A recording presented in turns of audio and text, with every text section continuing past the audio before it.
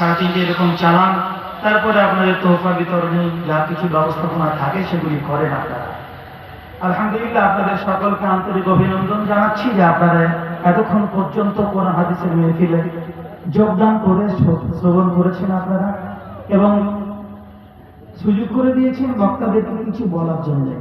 এর জন্য আন্তরিকভাবে আপনাদের অভিনন্দন, ভালোবাসা, আপনাদের কৃতজ্ঞতা জ্ঞাপন করি। আপনারা যে এখানে বসেছেন আছেন, তো লাভে এসেছেন না বিনা লাভে? আমার দিকে তাকাবেন আর কথা বলবেন। লাভে এসেছেন না বিনা লাভে? লাভটা কি বলতে পারবেন? লাভটা কি বলতে পারবেন? দেখেন, আমরা সবকিছু নগদে পেতে চাই, তাই না? কথায় বলে একটা বাংলা কথায় প্রবাদ বাক্য আছে, নগদ যা পাও হাত পেতে নাও, বাকির খাতা শূন্য থাক। কিন্তু আমরা এই জায়গায় যে এসেছি, এটা কিন্তু আমরা কেউ নগদে কোনো জিনিস পাবো, কথা বলেন, পাবো? কিন্তু আমরা আশা রাখি।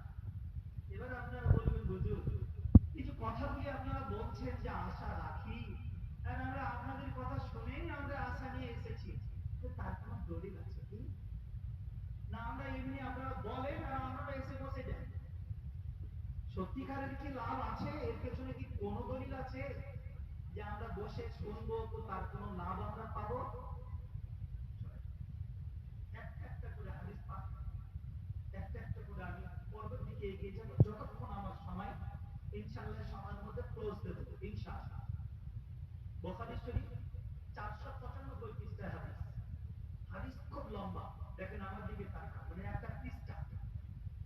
বর্ণনাকারী হযরতে আবু হুরায়রা রাদিয়াল্লাহু তাআলা আনহু। আর আমি হযরত আবু হুরায়রা রাদিয়াল্লাহু তাআলা আনহুরই হাদিস একাধিক পাঠ করেছি। আপনারা যত বক্তা দেখতে পাবেন, অধিকাংশ বক্তা আবু হুরায়রা রাদিয়াল্লাহু তাআলা আনহু হাদিস কেউ না কোনো না কোনো একটা হাদিস পাঠ করবেই, স্বাভাবিক কারণ থেকে। যে হুজুর এত হাদিস আবু হুরায়রা রাদিয়াল্লাহু তাআলা আনহু থেকে, আসলে উনি যতগুলি হাদিস মুখস্থ করেছিলেন প্রিয় রাসূল সাল্লাল্লাহু আলাইহি ওয়াসাল্লামের তাসলিমা পবিত্র জবান থেকে শুনে শুনে